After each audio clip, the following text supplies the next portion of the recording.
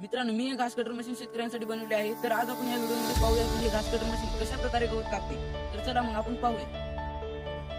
तर आता इथे गवत आहे, तर आपण हे घास कटर मशीन इथे गवत कापू शकतो की नाही हे आता आपण पाहू.